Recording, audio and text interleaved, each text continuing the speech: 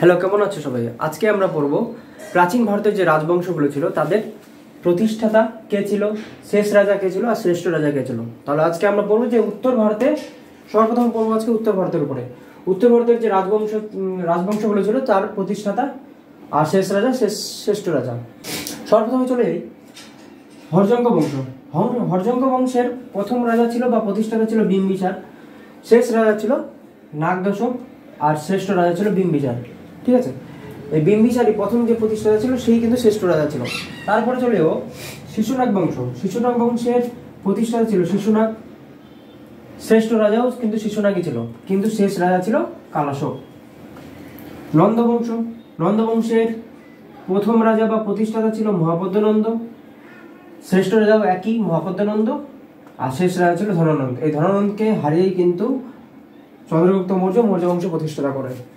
মৌর্য বংশ প্রতিষ্ঠাতা ছিল চন্দ্রগুপ্ত মৌর্য, তার শেষ রাজা ছিল বৃহদ্রথ আর শ্রেষ্ঠ রাজা ছিল অশোক।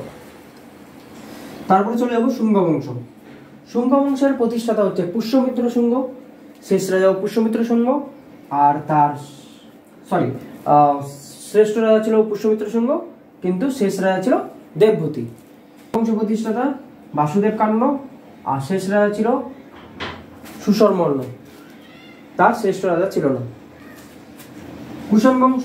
কুষাণ বংশের প্রথম রাজা ছিল বা প্রতিষ্ঠাতা ছিল প্রথম কনফুসিয়াস, দ্বিতীয় রাজা শ্রেষ্ঠ রাজা ছিল প্রথম কনিষ্ক, আর শেষ রাজা ছিল দ্বিতীয় বাসুদেব। তারপরে চলে যাবো গুপ্ত বংশ। গুপ্ত বংশের প্রথম রাজা ছিল শ্রীগুপ্ত, শেষ রাজা ছিল বিষ্ণুগুপ্ত, আর শ্রেষ্ঠ রাজা ছিল সমুদ্রগুপ্ত। তারপরে পরবর্তী গুপ্ত বংশ। পরবর্তী গুপ্ত বংশের প্রথম রাজা হচ্ছে কৃষ্ণগুপ্ত, তিনি প্রতিষ্ঠাতা, শেষ রাজা ছিলেন দ্বিতীয় জীবিত গুপ্ত, আর শ্রেষ্ঠ রাজা ছিল আদিত্য সেনগুপ্ত। পুষ্যবতী বংশের প্রথম রাজা বা প্রতিষ্ঠাতা ছিলেন পুষ্যবতী প্রভাকর বর্ধন, আর শেষ রাজা ছিল না, শ্রেষ্ঠ রাজা ছিল হর্ষবর্ধন। শেষ রাজার কথা জানা যায়নি। মান্দাসর বংশ।